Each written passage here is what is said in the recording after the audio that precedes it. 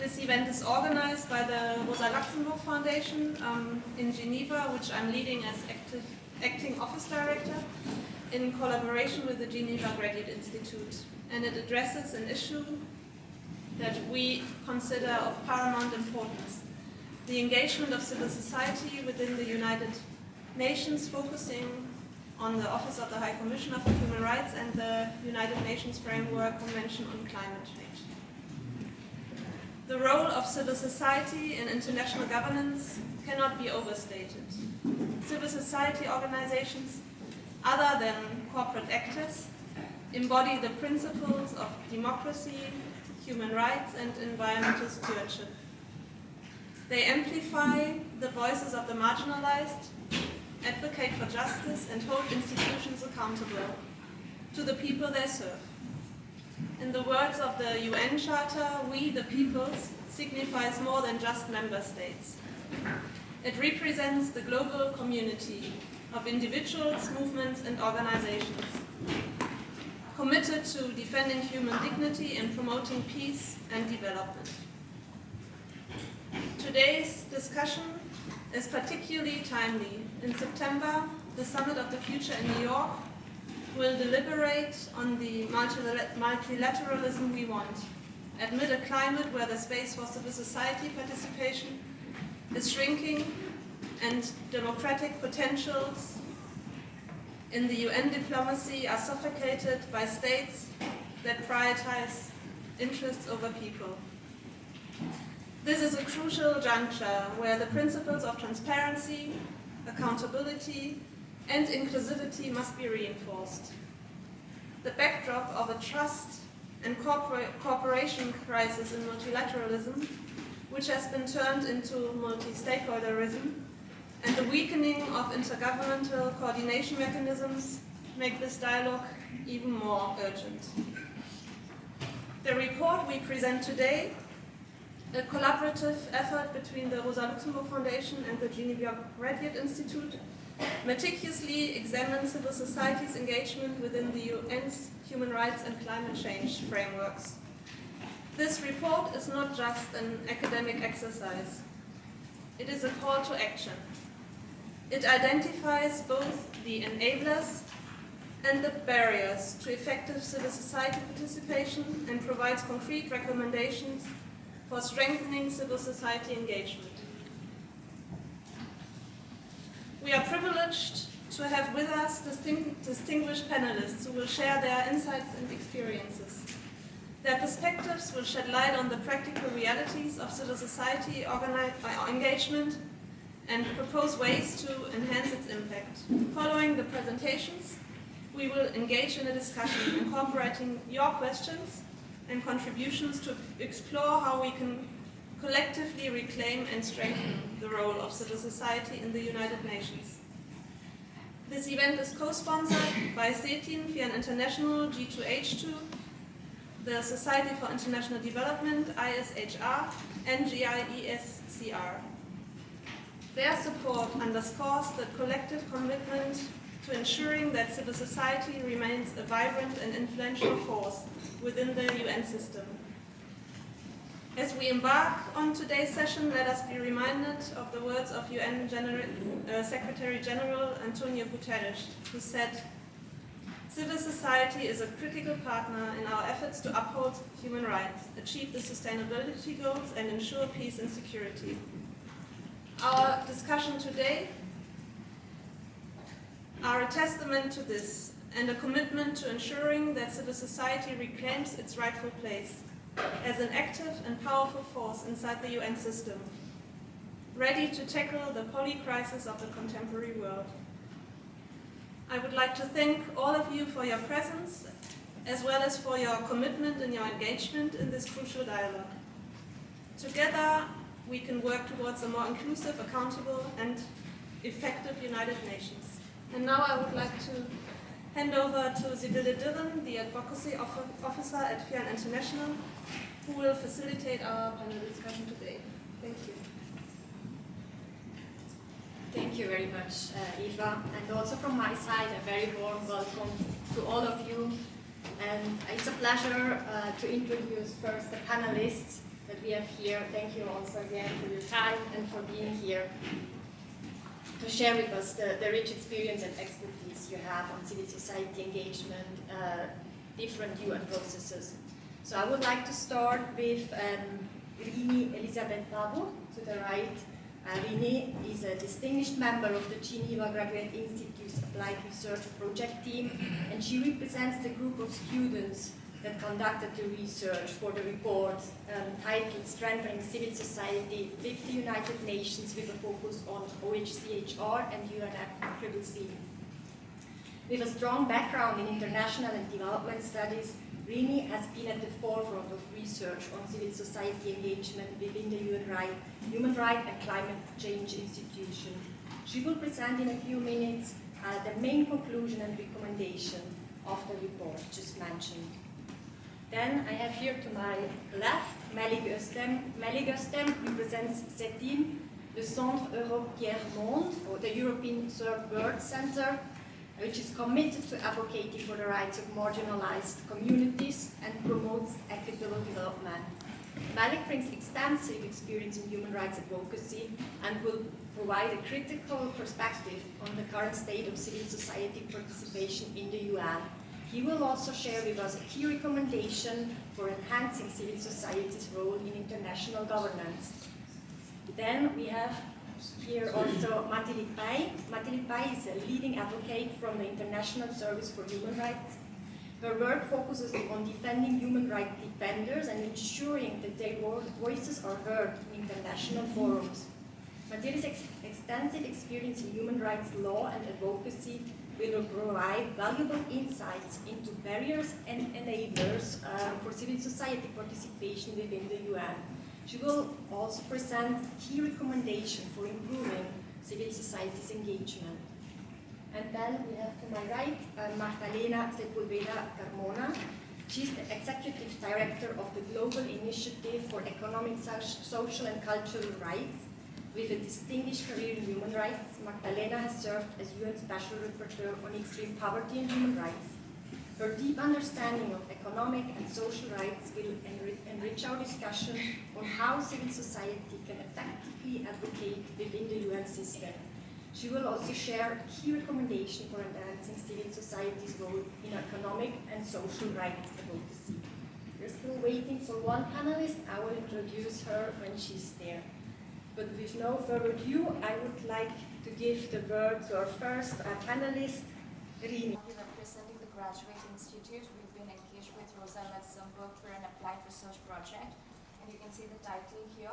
It's Strengthening Civil Society with the United Nations with a focus on OHCHR and UNFCCC. That's the two institutions we chose for our project. We started this research project with RLS in October 2023. So over a period of 9 months, we completed and just submitted the report this week. The key research question that we handled over a period of 9 months is how does civil society participate in United Nations, OHCHR and UNFCCC, and to what extent, if and how does this need to be strengthened? And of course, we had several sub-questions to this project. The methodology, in the simplest way, I would say we conducted 39 interviews across different institutions, and you can see from the map, stakeholder groups that we interviewed were civil society 64%, government officials and diplomatic representatives covering 8%, UN staff 18%, and independent experts around 10%. And you can also see how the division between the two institutions went. As I mentioned, we will be focusing on the two institutions, OHCHR and UNFCCC. I will be spending a bit of the time on the key findings that we had for these two institutions, and you can see from the slide we have clustered it into two: barriers and enablers, which are basically the practical difficulties and some of the good practices that we have traced from the interviews when it comes to civil society's engagement with these two institutions. Some of the key barriers that we found from the OHCHR are one, which we figured out from almost all the interviews. Now, for example, for OHCHR, we conducted 20 interviews, and this was a recurring theme in almost all the interviews across the stakeholder groups, which is underfunding of the human rights pillar. So almost all the informants of our interviews said that 4.3% of the UN regular budget which is allocated to OHCHR is insufficient to undertake the mandates of the different mechanisms.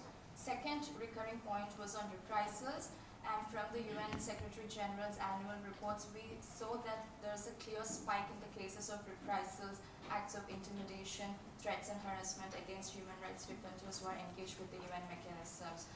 So most of the informants opine that there should be an accountability mechanism when it comes to dealing with reprisals. Of course, we know right now there is the UN Secretary General's annual reports. Apart from that, there is a focal point on reprisals at OHCHR. But generally, the trend that we saw from the interviews were like most of the informants, especially from the civil society sector, are really dissatisfied with the way UN is handling this issue.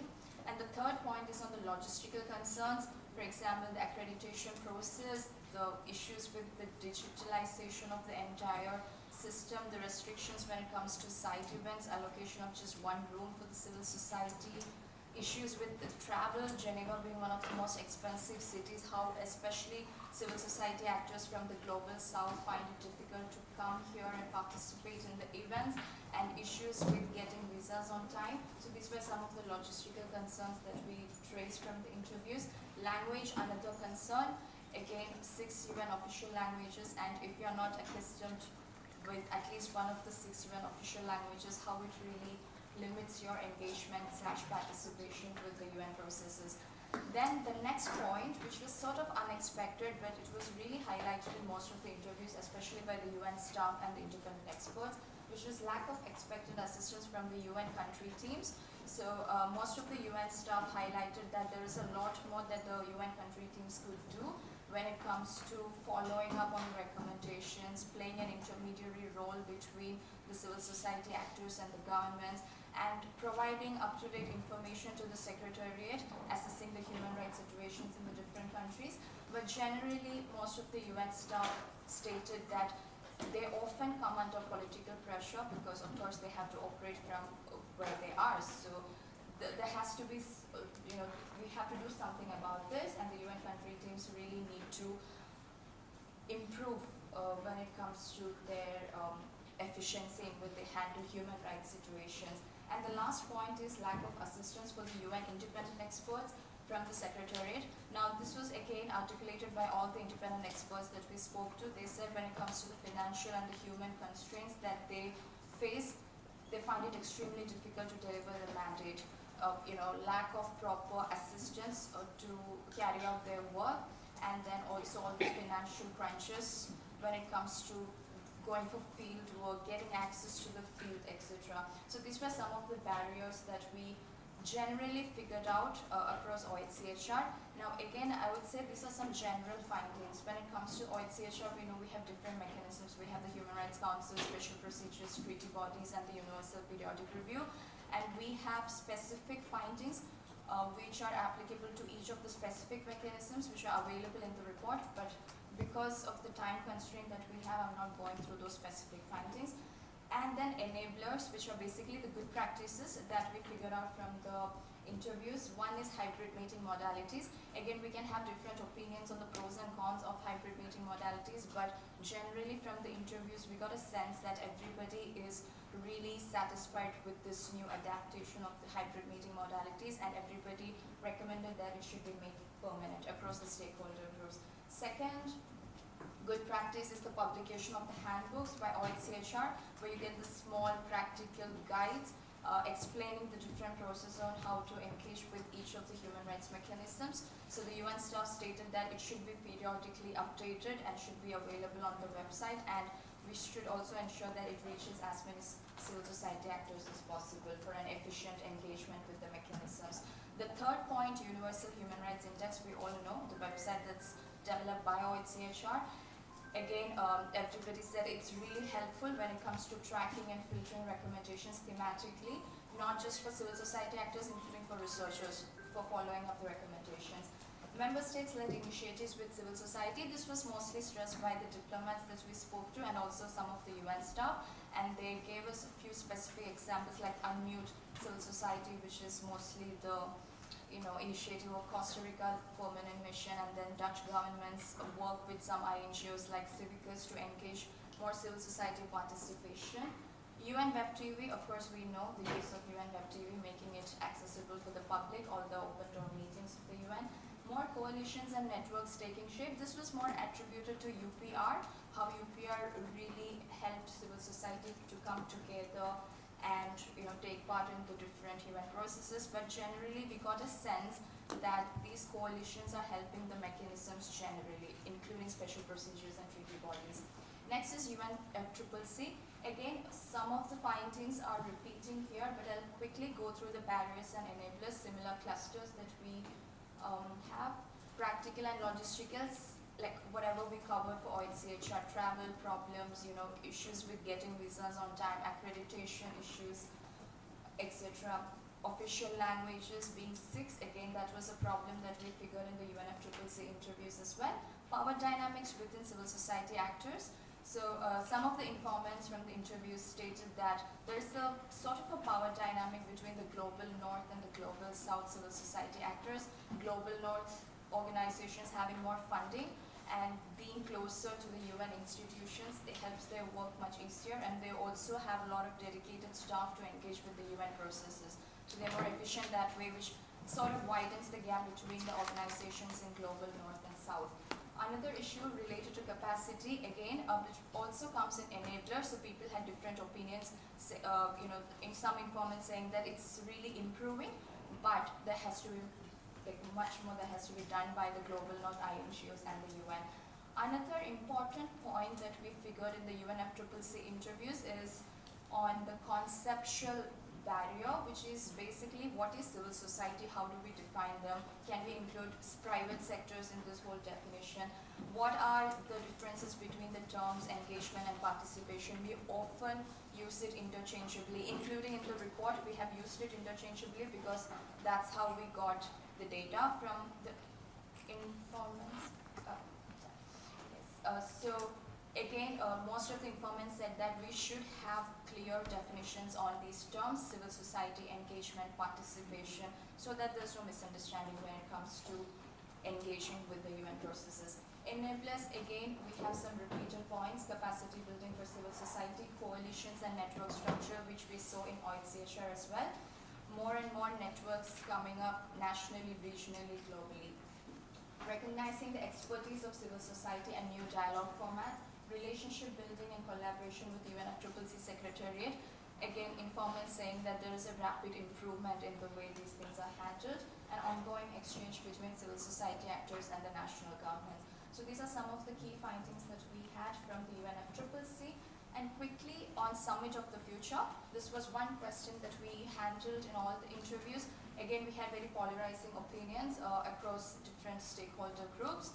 Mostly civil society actors, not really optimistic about the outcome that Summit of the Future might be having, but diplomats, some of the UN staff being pretty optimistic about it.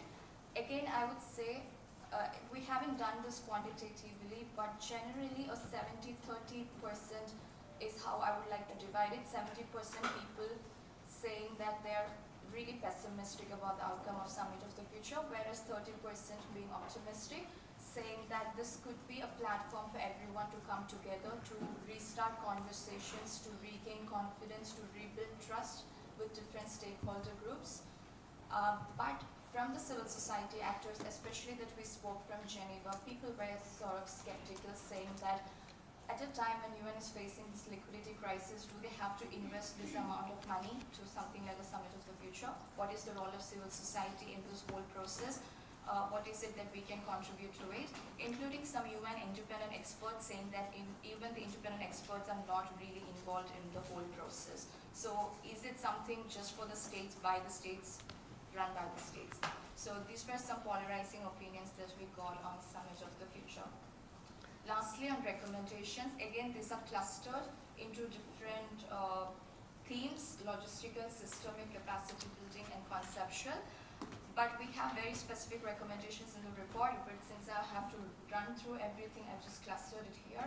Some of the logistical recommendations that we got are availability of more rooms for the side events here at Palais de Lazio, physical space for civil society, more efficient and inclusive way of doing the accreditation process, increased funding, support for the travel, visas for the civil society actors who want to come here for the UN meetings and conferences, increased funding in the human rights pillar, which is also a bit of more of a systemic recommendation. And in the systemic recommendation, the most repeated ones that we got is what is exactly the role of civil society in the UN processes. Of course, we know the UN Charter starts by saying we the peoples, but who are the peoples?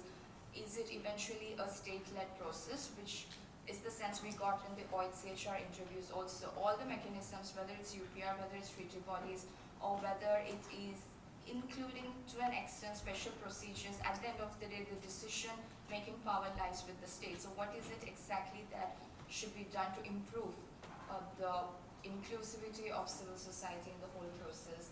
Capacity building, yes, and this was recommendation not just to the UN or not just to the member states, but also to the INGOs, especially based in Geneva and Global North, that there should be more training programs, fellowship programs, which are free, should be. Like, there are a lot of training programs which are really costly affairs in Geneva, but free training programs should be given to the civil society actors from the Global South to ensure that they engage effectively with the UN institutions. And conceptual final recommendation, again, people stressing on the fact that we should have a clear definition on the terms like civil society, engagement, participation, stop using it interchangeably, whether we should include private sectors in this whole definition of civil society. Be clear with all this. So these were some of the recommendations that we got. And I guess I already took more time than I allotted for me. Apologies for that, but thank you all for your attention. Looking forward to the discussion. Thank you. Thank you very much, Rini. You did a great job to summarize this long report and this research in 10 minutes. So thank you very, very much for that. Yeah, I think it's extremely important for us to have that research. And as Eva said, it's like a plan of action, and we will now hear much more about it. Also, maybe some of the enablers, we will have to defend them, right? I'm just thinking about the hybrid meeting modality that we did. Let's hear from our other panelists. I would now go to Melik, and I would also like you to describe for us your involvement and advocacy in these civil society processes within the UN, and share one of your key recommendations how we can strengthen civil society engagement. Thank you. Merci, Sybille. Bonjour à toutes et à tous. Tout d'abord, un mot, puisque le sujet est sur le sommet de l'avenir de l'ONU organisé pour septembre de cette année. Il semblerait que l'espace est déjà récupéré par l'establishment, autrement dit, par les tenants des intérêts particuliers, et il sera réorienté par rapport au projet initial du secrétaire général de l'ONU. Il est vrai que ce n'est pas nouveau et ce n'est pas la première fois que un des sommets de l'ONU soit récupéré de cette façon. Juste un bref rappel historique avant de répondre à la question de Sybille. En 1978, la déclaration de Berne, une organisation suisse, a publié une petite brochure intitulée « L'infiltration des firmes multinationales dans l'ONU ». À cette époque, la présence de ces entités était plus ou moins informelle ou clandestine.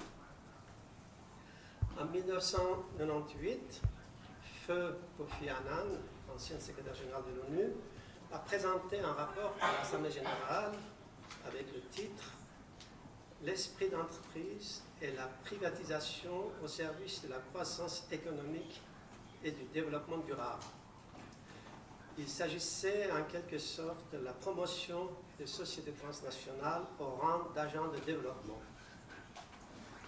Autrement dit, Kofi Annan a fait entrer par la grande porte ces entités au sein de l'ONU. La propagande des néolibéraux à l'époque, ça continue de nos jours d'ailleurs, l'État est bureaucratique, peu efficace, trop coûteux et ne doit pas se mêler à l'économie.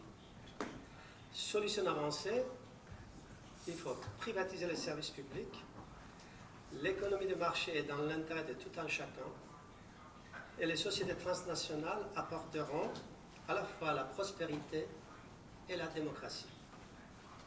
Pour schématiser, la seule tâche laissée à l'État, c'est de réprimer sa population qui revendique ses droits. Si je dois faire une analogie, c'est-à-dire que pour les tenants de ces politiques, le Chili de Pinochet, ça sera un régime idéal. C'est ce qui a été fait dans une grande partie du monde depuis 4 décennies.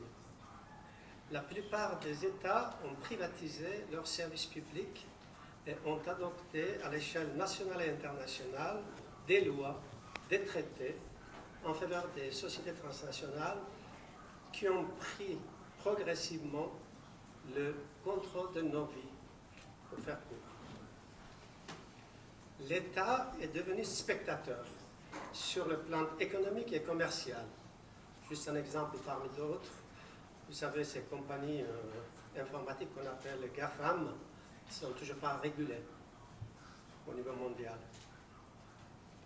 Pourtant, formellement, c'est l'État qui est censé garantir, protéger et mettre en œuvre les droits de sa population. En particulier, le droit à l'autodétermination. Voilà, je pense que ce bref historique était nécessaire pour comprendre le cadre, pourquoi et comment il y a ce qu'on appelle en anglais corporate capture, c'est-à-dire que la récupération par les intérêts privés, que ce soit au niveau des États qu'au niveau de l'ONU. Maintenant, ce qu'on appelle les organisations de la société civile réclament plus d'espace à l'ONU. Mais tout d'abord, quand on dit l'organisation de la société civile à l'ONU, on les appelle, vous savez dans le jargon, les ONG, ou NGO en anglais. Donc, mais de quelle ONG parlons-nous? Donc il faut peut-être préciser. Les privatisations et l'influence politique se reflètent naturellement aussi chez les ONG. Certaines font le lobby des sociétés transnationales, d'autres déclarent une profession de foi ou au service de certains gouvernements. Il existe aussi des ONG qu'on appelle mainstream, sans boussole politique, ni vision sur le problème de fond. Pour nous, quand on parle de la société, des organisations de la société civile et des mouvements sociaux, il s'agit des organisations indépendantes qui ont des connexions directes avec les populations sur le terrain. Bien sûr, il faut que les peuples investissent l'ONU pour plus de démocratie, pour le respect des droits humains, en particulier du droit à l'autodétermination. Juste un exemple, en tant que CETIM, nous avons travaillé avec des organisations paysannes, au niveau mondial, représentées par la Via Campesina, des éleveurs, des pêcheurs, des travailleurs agricoles. Donc, FIAN International a accompagné ce processus aussi avec nous. Et sous le leadership de la Bolivie, donc, nous avons obtenu une déclaration sur les droits des paysans en 2018. Donc, pour nous, c'est un exemple à suivre dans d'autres domaines, naturellement, si on veut avancer au sein de cette institution. Le renforcement d'organisations indépendantes de tout lobby influera sur le changement de politique des gouvernements et par truchement leur position au sein de l'ONU. 2 exemples récents. Il y a une dizaine d'années, nous avons travaillé, donc il y a un mandat qui a été créé au sein du Conseil des droits de l'homme pour adopter, élaborer un traité sur les sociétés transnationales. À l'époque, donc, il y avait un gouvernement progressiste en Équateur, mais aujourd'hui, il y a un gouvernement qui bloque ce processus, qui fait tout le contraire que ce qui a été décidé en 2014. Donc, c'est un exemple, disons, négatif. Si je dois donner un exemple positif, donc, grâce à la mobilisation des mouvements sociaux au Brésil, il y a eu changement de gouvernement, comme vous le savez, récemment, et il y a un impact naturellement dans leur politique internationale et aussi au sein de l'ONU. Voilà, comme on a peu de temps, je m'arrête là et je vous remercie de votre attention. Apologies for my delay due to some of the procedural problems that are increasing in entering these buildings also, but I'm very happy to be here. And let me just provide initially my positionality.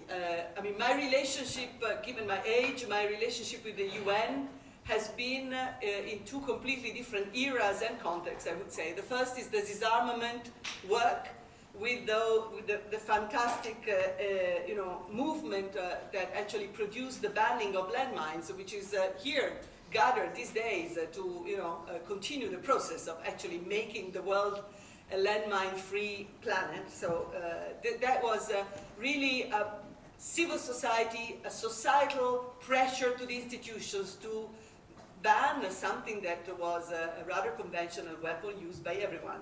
And that was a long time ago.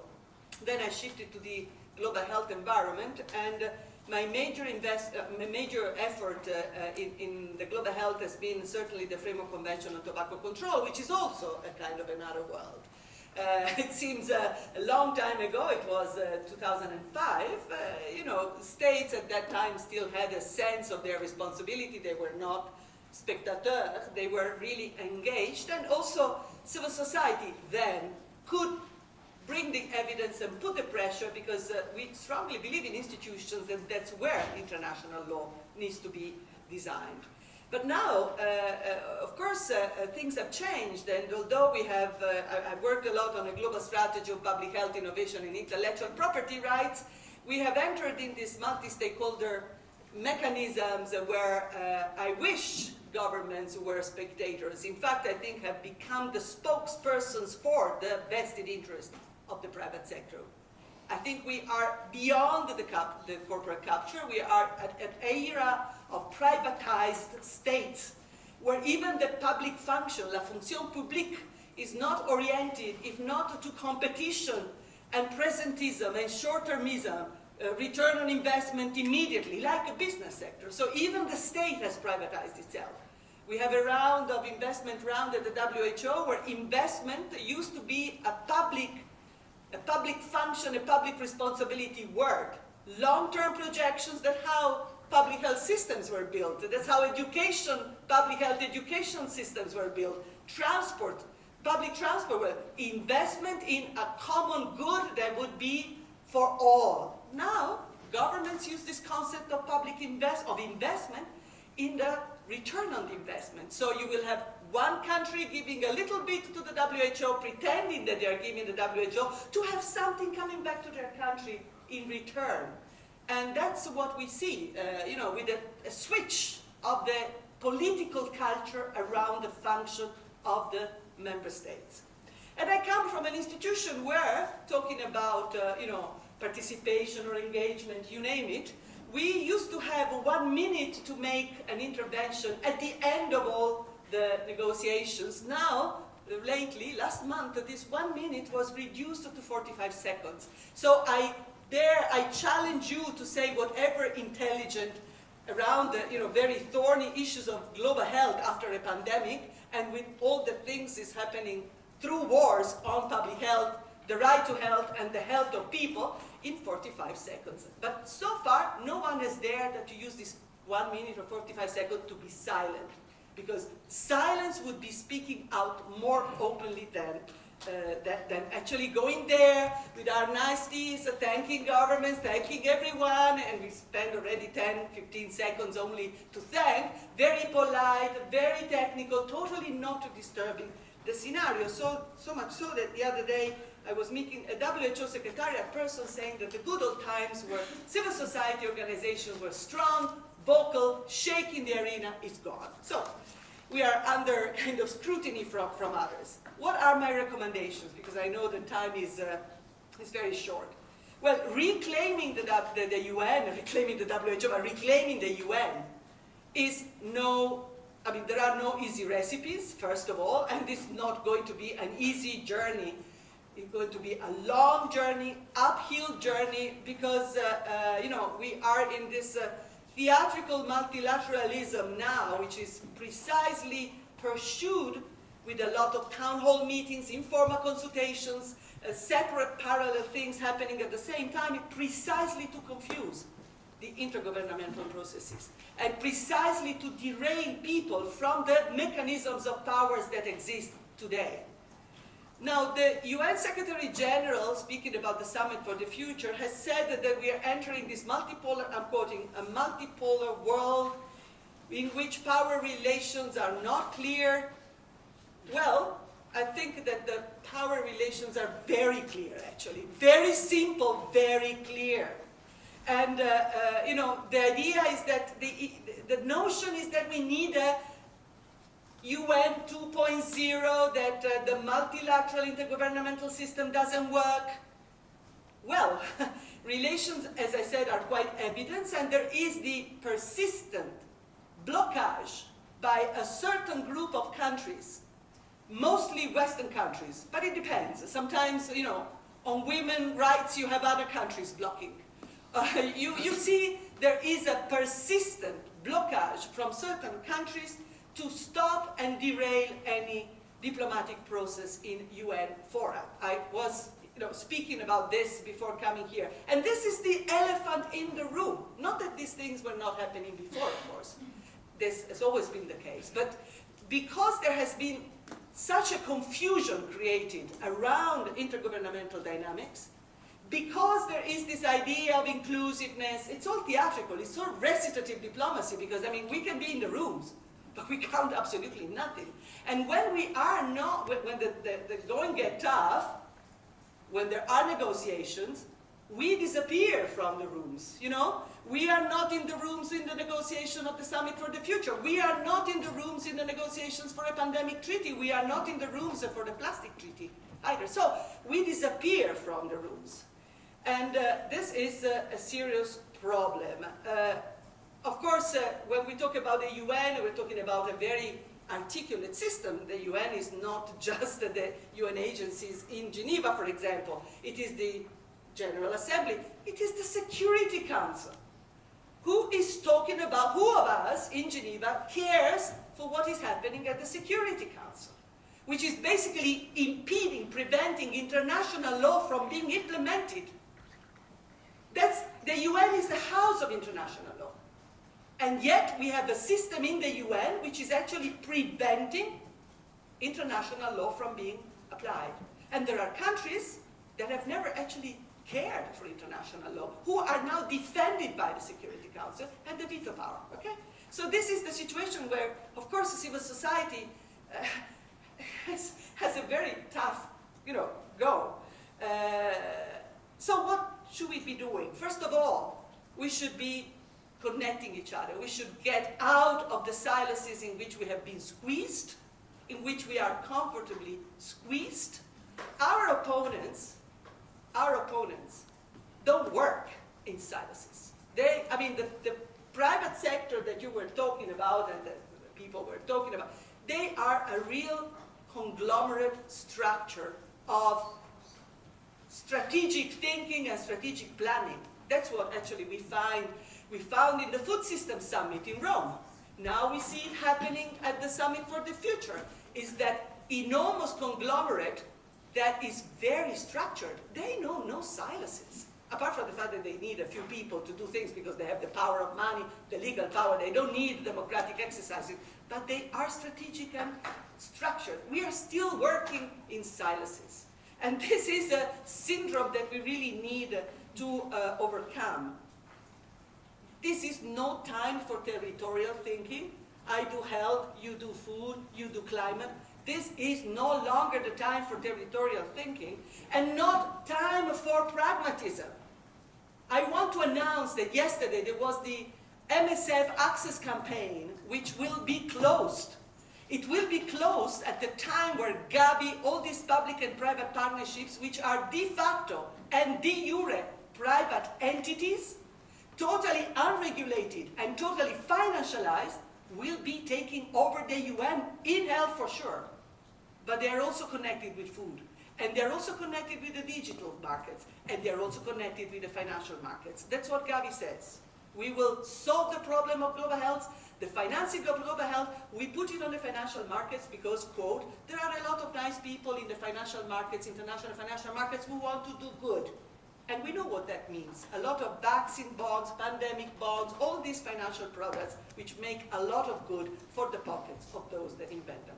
And finally, I think that yes, we need to solidify our positions inside the UN. We have common challenges. We need to make societies, the media, parliaments understand that a world without the UN is impotent today, is really, you know, it's a wreckage. But without the UN, the world is going to be a jungle. The UN is the only repository in this world of the international law. This is not something that citizens own. At the WHO, the only social demonstration last month was of those that want to abolish the WHO. In my country, Italy, there are 800,000 signatures for Italy to get out of the WHO, okay? Because the no-vax movement, the anti-vax movement created this instance of, you know, contradiction, antagonism to the UN. Societies don't care. Parliaments don't know. So we need to use parliamentarians. We need to have a strategic approach with the media to show that OECD is not the solution. G7 is a parade, as we saw in Puglia last week. G20 is not a solution, and we cannot rely the places where multilateralism is the multilateralism of the winners of globalization, of the rich ones, like World Bank and IMF. We need to go back to this place, because this place, as imperfect as it is the only place where you have many, many countries. So we need to get out of the UN also, if we want to reclaim the UN. We need to be seen. Instead of spending all our time in changing documents, you know, to put a little bit of human rights language in a text that will never implement human rights, because we needed to kind of, you know, have the human rights word, we need to have a bit of clap. We need to have a political culture that allows us to come together and go back to the principles of solidarity, equity, transparency, justice that the UN seems to have abandoned. They claim it, I mean, they are acclamatory sentences, they're always there, but we know that in practice they mean nothing. And in the pandemic treaty, clearly, governments removed the word solidarity, they removed the word equity, you know. So we see it happen. So connecting all these dots, and I'm over, really will entail knowledge, studying knowledge, creating a political culture of coming together and understanding that the people is our power. Civil society, what is civil society? Well, there was once upon a time, there was an Italian intellectual who invented this term. Civil society is a space where everyone is. People is also the private sector. But you know, if you have the private sector operating with no regulations, with no rules, ground rules at the UN, this is going to kill the UN, and it is going to kill civil society.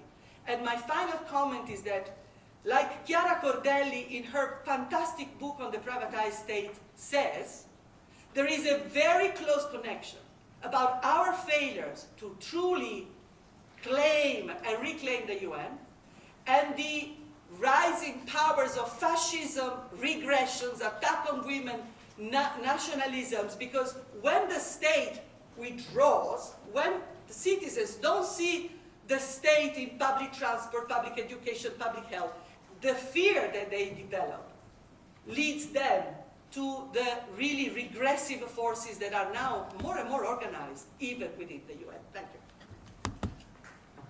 Thank you.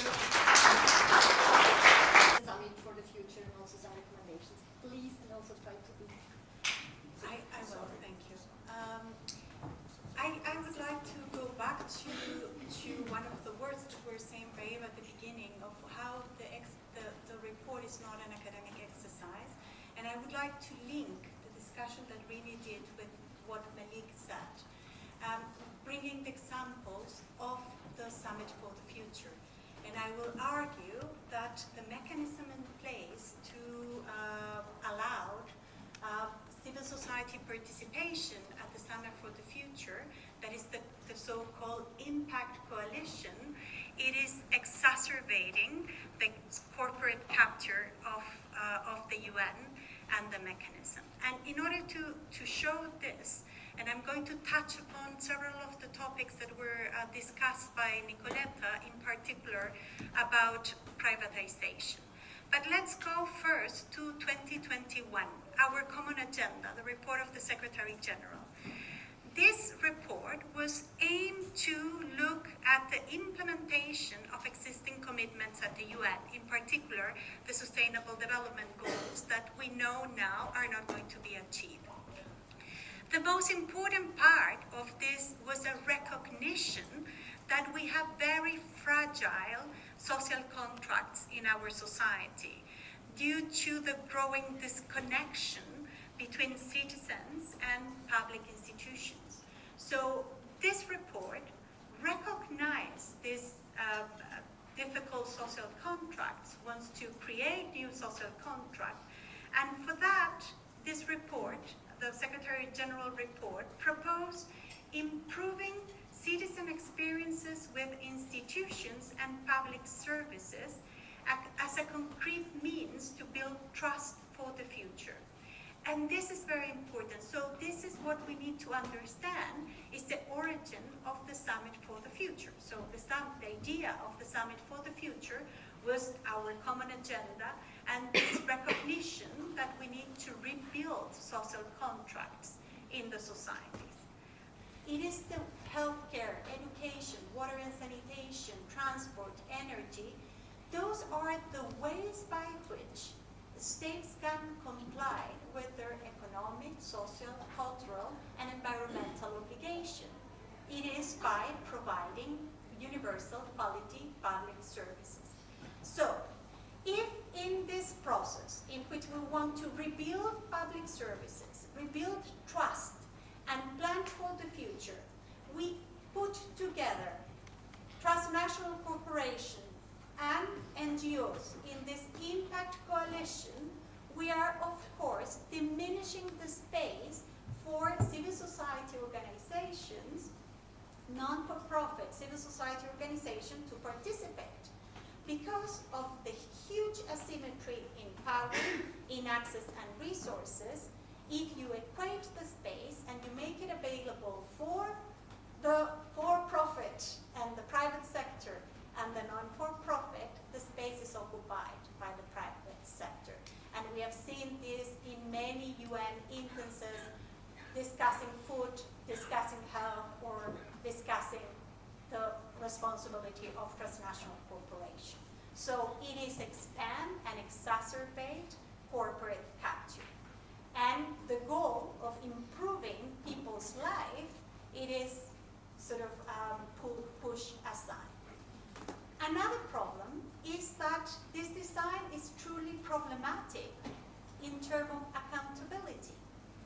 While it's true, again, that the private sector should not be left out in all the processes for a development agenda, despite some very isolated efforts, corporations generally have very limited responsibility for the impact of their actions. So they act in impunity. There's very few mechanisms in practice to hold them accountable when they violate rights. However, if those who violate rights are NGOs, local NGOs, charities, non-for-profit at the domestic level, the state has numerous mechanisms, legal and political mechanisms, to hold them accountable. So again, by putting large corporations and NGOs in the same situation with diametrically different accountability system, it is very problematic. And it is also very problematic when we're talking about when we're talking about enhancing public services, because we need to recognize that for many large corporations that provide services related to healthcare, education, health, etc., their main interest, their own interests are in tension, in contradiction with public services. These are companies which own interest are their shareholders, and they're for profit. That is the nature of these companies. However, public services are the ways by which we can build fairer and more just societies. Public services should be inclusive, universal, should be the services that put everybody's interest over profit. So again, it is a very deep tension and contradiction to make the same space for these very different actors who work together. So in order to provide concrete recommendation, and I guess that I'm paying off to be the last speaker, so I have less time. But I'm finalizing. So I would say the main thing is the Summit for the Future. What we should aim and we continue to lobby for the inclusion of public services, more participation, and to finalize, I'm not going to go into detail, I also think that we need to do more of what Nicoletta was saying, and several civil society organizations, small ones, are already doing. We need to build bridges between organizations. We need to break disciplinary silos, and we need to work in civil society coalition from the grassroots to the organized. Thank you. Thank you so much, Macarena. And now continue. Sorry for cutting you short, please.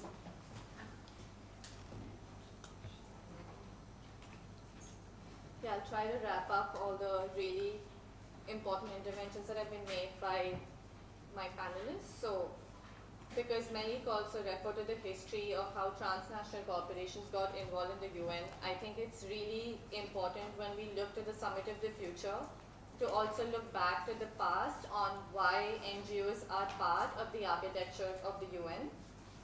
This is a matter of rights. It's not an act of charity that we're asking the UN to allow us to reclaim our space.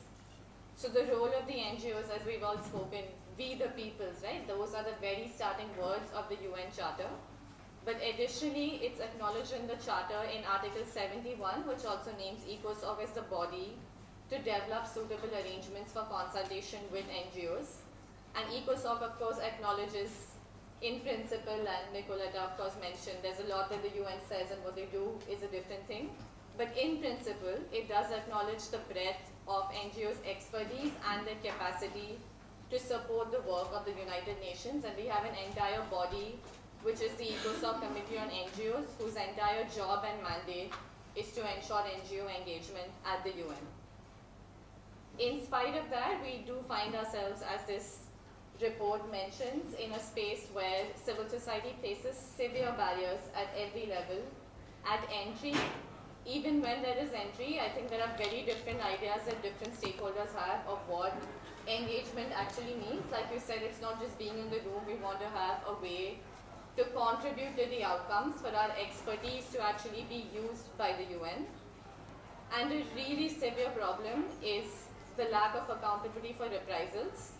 It's absolutely unacceptable that civil society partners that seek to engage at the UN actually suffer greater harm than they would if they had not tried to engage with the UN at all. And these reprisals range from deregistration of organization, judicial harassment, travel bans, arbitrary detention, extrajudicial killings, and if that's not enough, they would even target the families of those seeking to engage.